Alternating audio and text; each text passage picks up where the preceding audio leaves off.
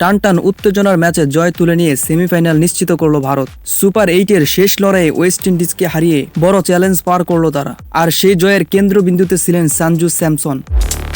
Super 8-এর শেষ ম্যাচে 196 রানের বড় লক্ষ্য তাড়া করতে নেমে শুরুটা মোটেই স্বস্তির ছিল না ভারতের। পাওয়ার প্লেয়ের মধ্যেই ফিরে যান অভিষেক শর্মা ও ঈশান কিষান।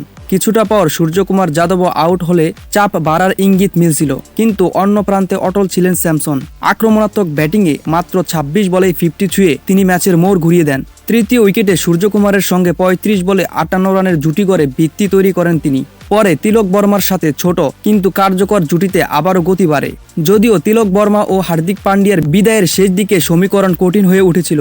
32 বলে 55 রান থেকে নেমে আসে শেষ 2 ওভারে 17 রানের চাপে। তবু স্যামসনের ব্যাট থামেনি। শামার জোসেফের ওভারে গুরুত্বপূর্ণ বাউন্ডারি আর শেষ ওভারে রোমারিও শেফার্ডকে টানা ছক্কা ও 4-এ উড়িয়ে দিয়ে 4 বল হাতে রেখেই জয় নিশ্চিত করে তিনি।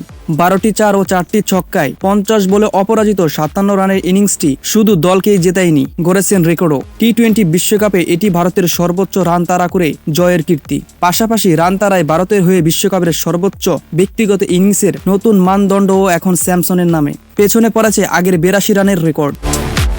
এর আগে টসে হেরে ব্যাটিংয়ে নেমে শক্ত ভিত্তি করেছিল ওয়েস্ট ইন্ডিজ। পাওয়ার প্লেতে উইকেট না হারিয়ে 45 রান তোলে তারা। শাই হোপ 33 বলে 32 রান করে ফিরলেও রস্টন চেজ 25 বলে 40 রানের ঝড়ো ইনিংসে গতি বাড়ান। সিমরন হেটমায়ার 12 বলে 27 রান করে বিদায় নিলেও এক বিশ্বকাপের সর্বোচ্চ 19 ছক্কার নতুন রেকর্ড গড়েন তিনি। শেষ দিকে জেসন হোল্ডার ও রবম্যান পাওয়েলের 35 বলে অবিচ্ছিন্ন 76 রানের জুটিতে ক্যারিবীয়রা পৌঁছে যায় 196 রানে। তবে শেষ পর্যন্ত সেই সংগ্রহ যথেষ্ট হয়নি। জাসপ্রীত বুমরার নিয়ন্ত্রিত বোলিং ও স্যামসনের ঝড়ো ব্যাটিংয়ে 5 উইকেটে জয় তুলে নেয় ভারত। এই জয়ে চতুর্থ ও শেষ দল হিসেবে সেমিফাইনালে জায়গা করে নেন তারা।